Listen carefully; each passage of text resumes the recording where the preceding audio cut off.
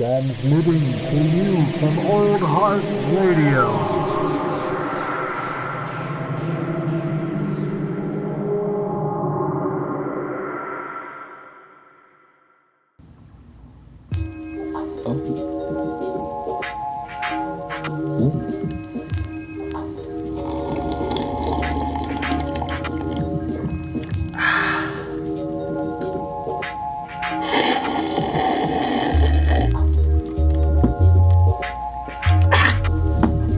Good morning, ladies and gentlemen. That's right. This is another episode of Coffee and Contemplation.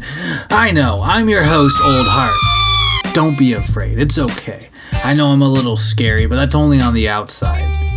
Well, I think. I hope so. Either way, we're not talking about me. We're talking about today the 5 most credible modern UFO sightings, according to a History.com article. Historychannel.com? I'd have to check that link again. It's History.com. How the heck did they luck out? This is a History Channel website. I just want to... How did they luck out and get History.com? Now they can... they own history on the internet. Right? Isn't that how it works? I don't know how the internet works. Hey, thank you for... Well, that's the Alive Studio audience. They're always here, lurking around in the background. Shout outs to that, I guess. Also, shout outs to my younger brother, Bugatron, man. Thank you for this chai mate tea. It is giving me boost on boost on boost, man. I've been drinking it iced, and it's just so choice. Either way, so like I said, I found an article because I am always just curious. I want to always take a bite out of that extraterrestrial life and Apple and, see what I learned. But I just wanted to, I thought this would be a nice rundown of a few extraterrestrial experiences, perhaps. So this is like the most credible, maybe perhaps for sheer amount of people seeing it or whatever, I guess.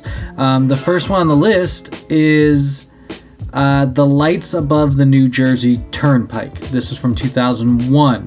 I don't particularly remember it. There's some, I was in fucking going into 6th grade, I believe, maybe? I'd have to do the math on that shit. Maybe 7th? I don't fucking know. And we're not talking about me. So, according to this, on July 14th, 2001, drivers on the New Jersey Turnpike did all pull, a lot of people pulled over to the stop alongside a highway just to look at the sky, because for around 15 minutes after about midnight, everybody was staring at an orange and yellow arrangement of lights that were in a V formation, going over the Arthur Kill waterway between Staten Island, New York, and Carteret, New Jersey. According to Police Department's Lieutenant Daniel Tarrant, who was one of the witnesses, as well as other motorists in the area. So, but how is it just because that must be because of sheer volume? So, okay, let's see. It says air traffic controllers initially denied any airplanes, military jets, or space flights could have caused the mysterious lights, but a group known as the New York Strange Phenomena Investigators, I'll have to look them up, the NYSPI, claimed to receive FAA radar data that corroborated the UFO sighting. Ooh la la. This is why the world needs a Mulder and a Scully, really, but I'll take both. But this is why we need it. We need to know, man. Just let the information out. Okay, so there's a bunch of people on the New Jersey Turnpike or whatever. Number 2 on this list, the USS Nimitz in 2004. So on November 14th, 2004, the USS Princeton, part of the USS Nimitz carrier strike group, took note of an unknown craft on radar 100 miles out of off the coast of San Diego. And for 2 weeks, it says that according to this article, for 2 weeks the crew had been tracking objects that appeared at 80,000 feet and then plummeted to hover right above the Pacific Ocean. What are they doing in the what are they doing in the ocean? When the two FA-18F fighter jets from the aircraft carrier USS Nimitz arrived in and around that area where they must have been seeing those things on the radar, again, which was like about 100 miles out from the coast of San Diego,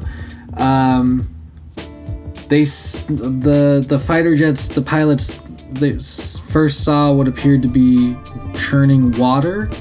Then they claim like with a shadow of an oval shape underneath the surface. Then it says a white tic-tac shaped object appeared above the water. Fucking crazy, man. Could you imagine seeing something like that? Just like, I mean, you're already, let's just be honest, you're already a badass because you're flying a fucking fighter jet. So like not a lot's gonna like really like knock you off your fucking your feet, I imagine. Like, but seeing something like that, like, I mean, that's sinister. Like, that's some weird sci-fi shit, dude. Like, okay, so a white tic-tac shaped thing is above the water. Had claimed to have no visible markings to indicate an engine, wings, or windows, and infrared monitors didn't reveal any exhaust. Commander David Fravor. Oh shit! Shoutouts to Evil L.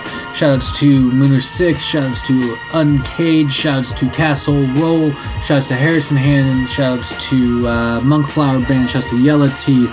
Shoutouts to anybody listening out there. All of them I would. I don't know. I mean, you know, if you're out there listening, kudos to you. You're doing something right, at least. So either way, so according to Commander David Fravor and Lieutenant Commander Jim Slate of Strike Fighter Squadron 41, these are like black. These remember the Black Aces. This Black Aces commander. So he must be the commander of the squadron or whatever, or group. I don't know. Anyway, but it accelerated. They claimed they attempted to intercept the craft, but it accelerated away, and then just showed back up 60 miles away. It moved 3 times the speed of sound and more than twice the speed of those fucking fighter jets. That was a big. That got brought back up recently, I think, through a New York Times article, and I mean, like, the thing is, you have to consider this. And like I was just saying, those fighter pilots are definitely badasses. There's no doubt about that. But I would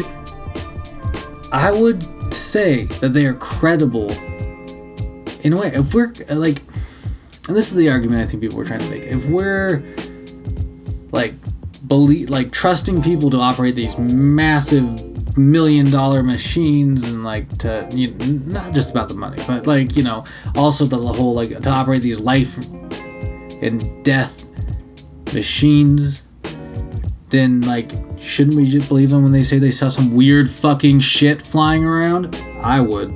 I do. Number 3 on this list, the O'Hare International Airport saucer 2006. According to Flight 446, which was getting ready to fly north to North Carolina from Chicago, a United Airlines employee on the tarmac noticed a dark gray metallic craft hovering over gate C-17.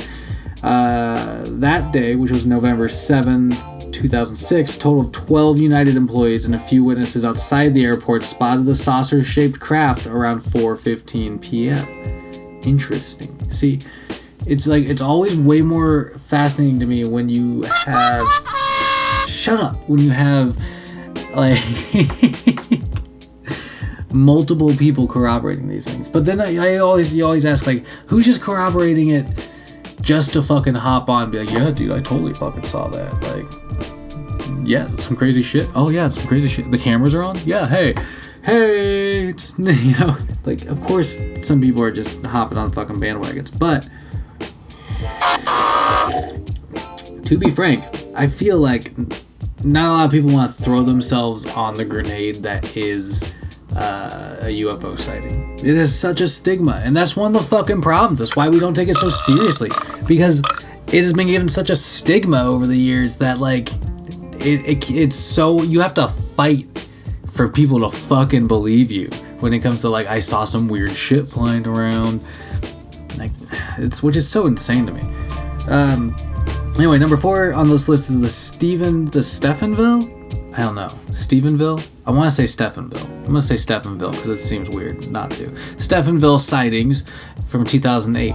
In the Stephenville, Texas, a small town 100 miles southwest of Dallas, which is mostly known for dairy farms. On the evening of January 8th, 2008, dozens of residents viewed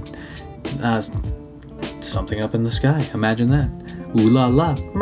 Something up in the sky. Citizens I don't even know where that came from.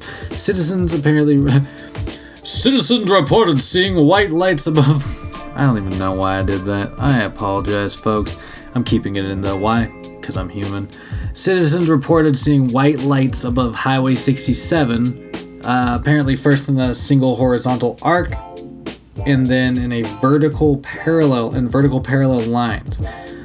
Steve Allen, who's a local pilot, estimated that the strobe lights spanned about a mile long and half a mile wide, traveling about 3,000 miles per hour. No sound was reported.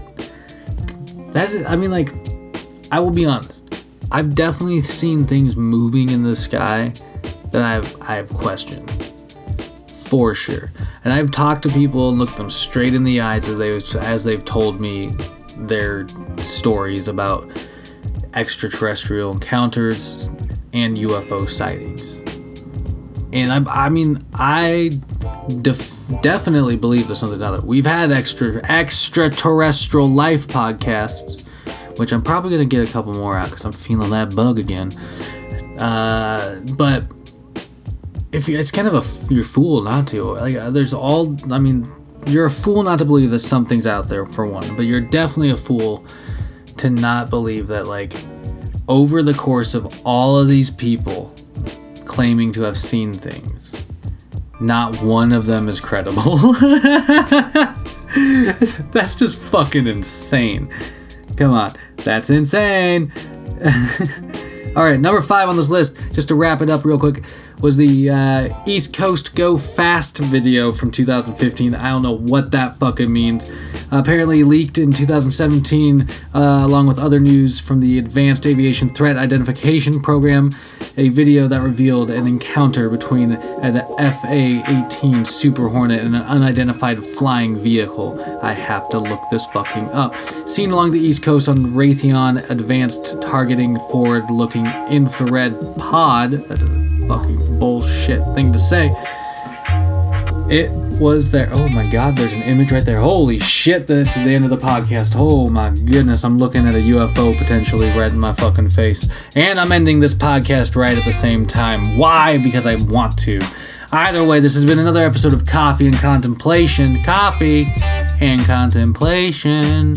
Thank you for listening, folks. You're all fucking awesome. If you are listening out there. If you're not listening, suck eggs. Get out of here. What a bad attitude to have. No.